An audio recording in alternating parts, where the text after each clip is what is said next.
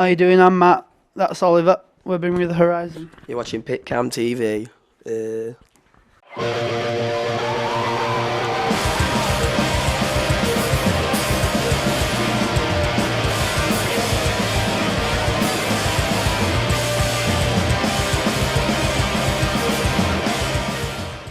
Hi, this is Monica with PitCam TV, and I'm here with Matt and Ollie from Bring Me the Horizon. Hi, guys. Hello. Welcome back to Berlin. Cheers. Thank you. You have a new album out. It's so different. Tell me about it. Why? How did it come to be? Don't know. I guess it's just how we write the songs. We just wanted to, I guess, kind of make a progression from our last CD. You know what I mean? We just didn't want to put the same CD out. But like, I guess we found our sound with our second full length, and we just added to it.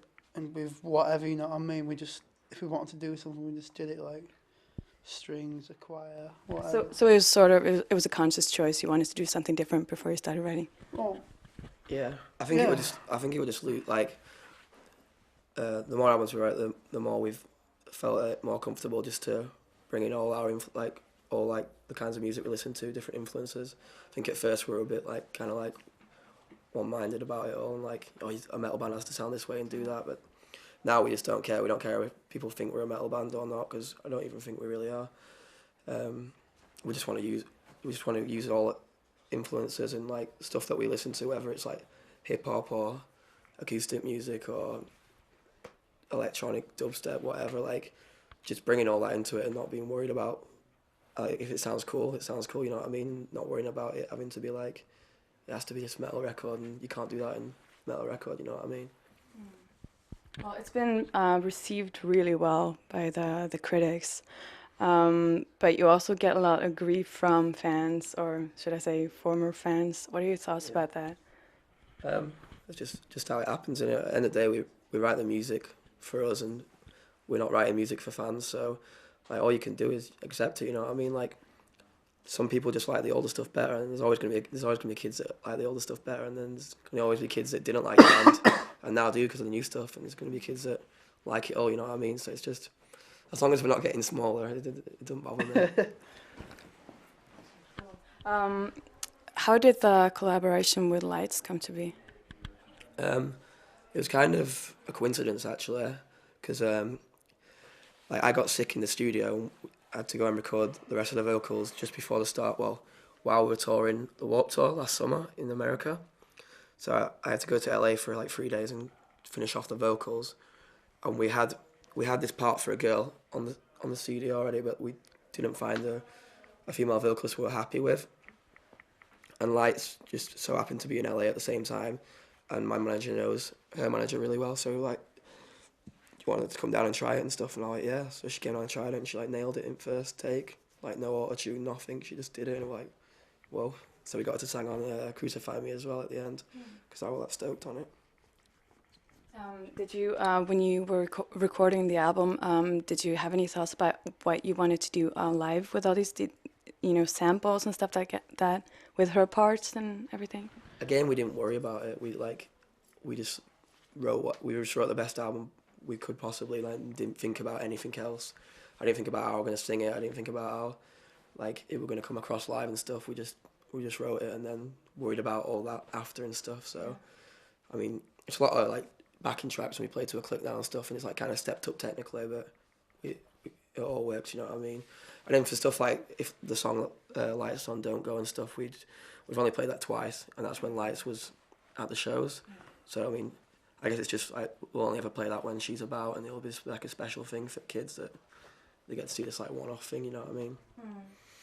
And have the songs been received well by the crowds on this tour? Yeah, really well. I think the best so far. Like, I mean, we play a majority of new songs live and stuff, and I know sometimes for kids that want to hear like the albums before and stuff, they can get a bit annoyed, but it seems like everyone's going crazy for the new stuff. So. Yeah. Your lyrics, this album seem really raw and personal. Was that something that you just had to do? Do you feel like you're sort of exposing yourself, or is it just like the right thing to do with these lyrics? Yeah, I guess. I mean, like, if you're not singing about what you know and what you go through yourself, then it doesn't come across very well in a record and stuff. And the more raw and blunt and straight to the point you are, the more you're gonna, when you're singing those words, you're gonna have more emotion and you're gonna have more anger or whatever the feeling is. You can have it, and that'll come across in the CD, I think, more, rather than if you're singing something that doesn't mean as much to you, or it's in riddles or it's cryptic. You know what I mean?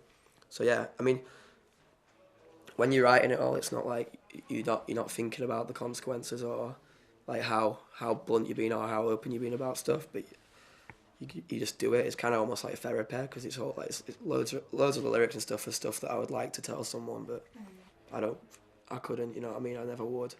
So it's just like getting to write it down and then scream it out is kind of like almost therapy. So it really seems like you've grown and that you even still have potential. Do you feel motivated to keep going because you're still such a young band, and do you feel like are you still hungry for this business? Yeah, definitely. Like, even though we're all extremely stoked with our new album and stuff, like I'm just like already thinking about how it could be better, like how the next one could be better, and the more stuff we can do and way we can take it even further and stuff like that. So it is exciting. Like, I mean, at the moment, all we're doing is worrying about touring. Like, we finished the record now; it's just time to have fun and tour and stuff. But yeah, this is what we live for. So we'll always be striving for something better. Has it been hard growing up in this business? You started out so young. That's been course for It's like the easiest job ever. Yeah, really. You just wouldn't have done anything differently if you had a chance. No. Just go around the world, wake up in a different city every day, play a show to loads of kids. I don't think there's really the only hard thing about it is missing people back home and stuff. But it's just part of the job. What are your plans for this year? Tour constantly. I think we're doing like Asia and stuff, and then Australia, America, England. Then I think this summer we're going to do like loads of festivals, like around European Europe. festivals. Like, we'll come back to Germany and. You're doing With Full Force, right? I think so. Yeah. We're going to do a bunch of Euro festivals, and they're not all confirmed yet, but that should be cool. Yeah. And then, just going back to America, probably come back here for a proper tour and stuff. Yeah. UK again, I don't know, just touring, just constant touring. Sounds good. Thank you so much for talking to us, and congrats on a great album. Cheers. I love it. Cheers.